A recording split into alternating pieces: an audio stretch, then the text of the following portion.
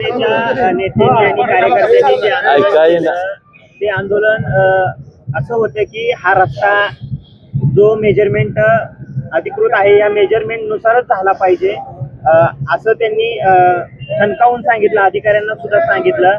आणि त्यांनी असाही आरोप केला की काही भारतीय जनता पार्टीचे नेते मंडळी या रस्त्यामध्ये फोडा घालण्याचा प्रयत्न करत आहेत.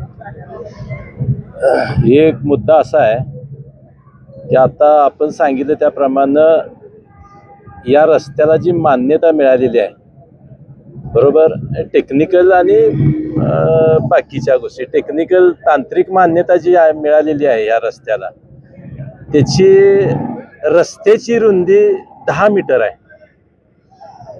आपण विषय समजून घ्या, 10 मीटर रस्त्याची रुंदी आहे. आणि ही 10 मीटर रस्त्याची रुंदी आहे ही त्यांनी आणि सन्माननीय आमदार बाबर साहेबांनीच एका पत्रकार परिषदेमध्ये सांगितलं होतं. आणि आता ज्या रस्त्याचा विषय इथं पुढे आलेला आहे या 4 दिवसामध्ये, तिथं रस्त्याची रुंदी आता 11.5 मीटर भरते. त्याच्यामुळं आम्ही भारतीय जनता पार्टी असेल किंवा आमचं नगरपंचायतचे आमचे नगराध्यक्ष, उपनगराध्यक्ष, आमचे नगरसेवक असतील किंवा आम्ही सगळे कार्यकर्ते असो, ह्याच्यामध्ये कुठेही काही अडचण आणण्याचा काही प्रश्न येत नाही. जे तांत्रिक मान्यता मिळालेली आहे या रस्त्याला ती 10 मीटर रस्त्याची आहे आणि 1.5 मीटर बाजूला गटार सोडलेली आहे. तेवढं सोडूनच बरोबर या ठिकाणी आपण रस्त्याचं काम सुरू करतोय.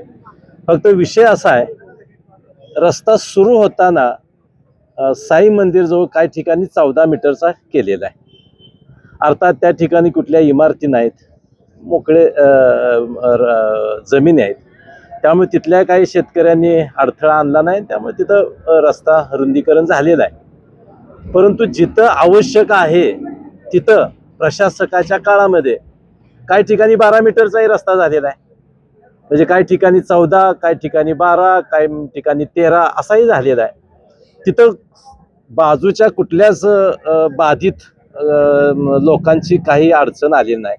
त्यामुळे जसं गावामध्ये रस्ता येईल लक्षात घ्या, तसं काही इमारतीच्या RCC इमारती बांधलेल्या आहेत लोकांनी, काही मोठे चांगल्या पद्धतीनं दुकान बांधलेले आहे. त्याला कुठं बाधित न होता जर शासनाचे 10 मीटर रस्त्याची रुंदी आणि 1.5 मीटर गटारची सोडली, तर आपण जर बसत असेल रस्ता तर विनाकारण 14 मीटर घेऊन लोकांच्या RCC इमारती पाडायच्या का, हा माझा प्रश्न आहे. 14 मीटर रस्ता झाला पाहिजे अशी त्यांची मागणी आहे. ही मागणी का होत असेल असं तुम्हाला वाटतंय?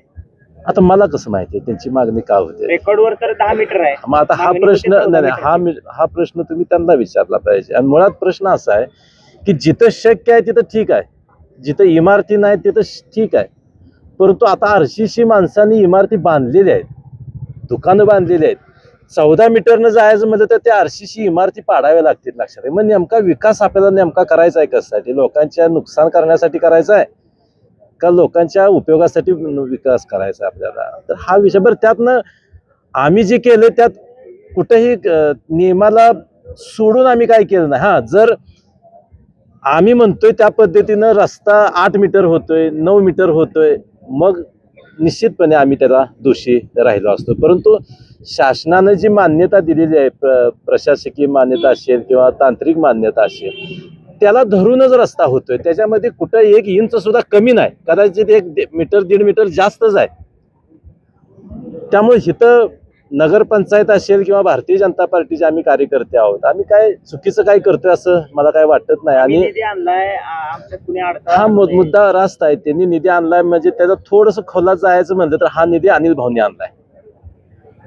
त्याची जर तुम्ही प्रशासकीय मान्यता पाहिली तर थोडंसं अनिल भाऊंच्या प्रयत्नानं हा रस्ता मंजूर झालेला आहे. मला त्यांना एक आठवण करून द्यायची आहे. अनिल भाऊ ज्यावेळेस आमदार म्हणून त्यांनी हा निधी आणला, त्यावेळेस त्यांना आमदार करण्यामध्ये आमचाही थोडासा वाटा आहे. त्यामुळे त्यांना एकट्यानंच हातात घ्यायचं काही काम नाही.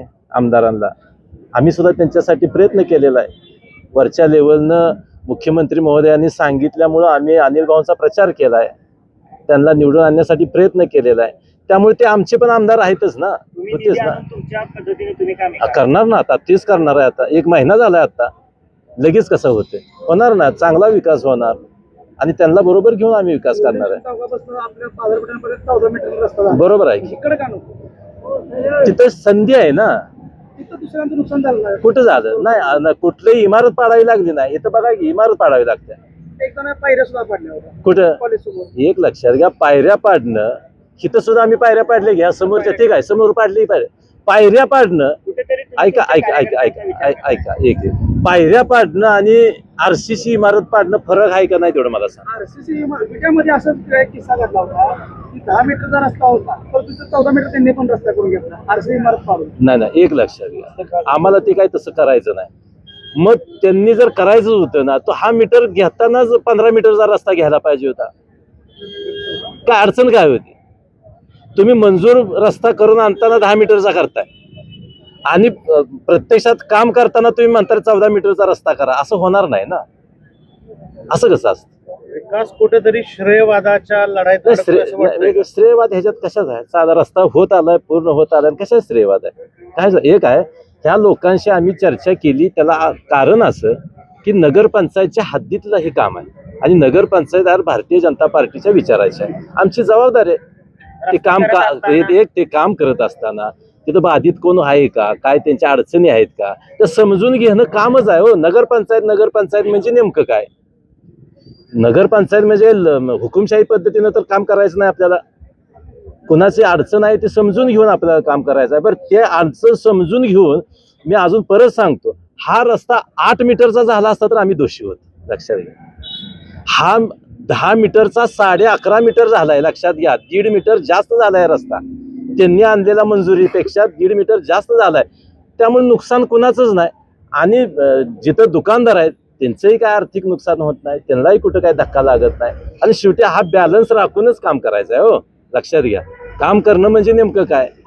बॅलन्स राखला पाहिजे ना. विकास पण झाला पाहिजे, कोणाचं नुकसान पण झालं नाही पाहिजे, असाच विकास होतो.